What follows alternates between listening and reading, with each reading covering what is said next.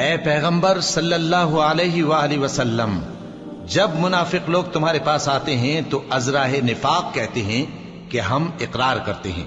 کہ آپ بے شک اللہ کے پیغمبر ہیں، اور اللہ جانتا ہے کہ در حقیقت تم اس کے پیغمبر ہو، اور اللہ ظاہر کیے دیتا ہے کہ منافق یقیناً جھوٹے ہیں۔ انہوں نے اپنی قسموں کو ڈھال بنا رکھا ہے اور ان کے ذریعے سے لوگوں کو اللہ کی راہ سے روک رہے ہیں۔ کچھ شک نہیں کہ جو کام یہ کرتے ہیں برے ہیں، یہ اس لیے کہ یہ پہلے تو ایمان لائے پھر کافر ہو گئے،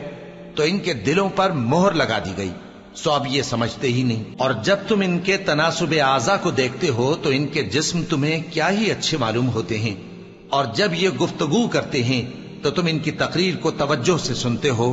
گویا لکڑیاں ہیں جو دیواروں سے لگائی گئی ہیں، بزدل ایسے کہ ہر زور کی آواز کو سمجھیں کہ ان پر بلا آئی۔ یہ تمہارے دشمن ہی ہیں، سو ان سے محتاط رہنا، اللہ ان کو ہلاک کرے، یہ کہاں بہکے پھرتے ہیں۔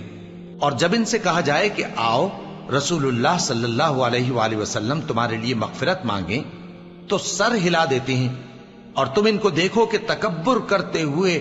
رکے ہی رہتے ہیں۔ تم ان کے لیے مغفرت مانگو یا نہ مانگو، ان کے آگے برابر ہے،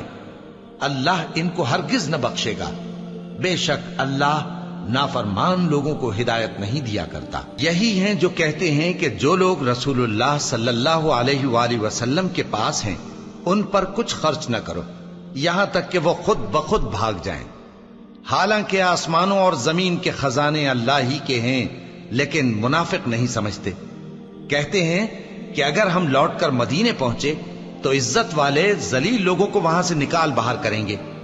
حالانکہ عزت اللہ کی ہے اور اس کے رسول صلی اللہ علیہ وآلہ وسلم کی اور مومنوں کی، لیکن منافق نہیں جانتے۔ مومنوں، تمہارا مال اور اولاد تم کو اللہ کی یاد سے غافل نہ کر دے،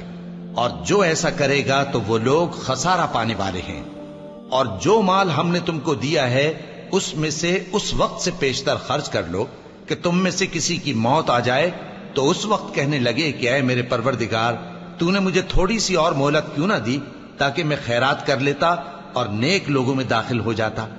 اور جب کسی کی موت آ جاتی ہے تو اللہ اس کو ہرگز مہلت نہیں دیتا، اور جو کچھ تم کر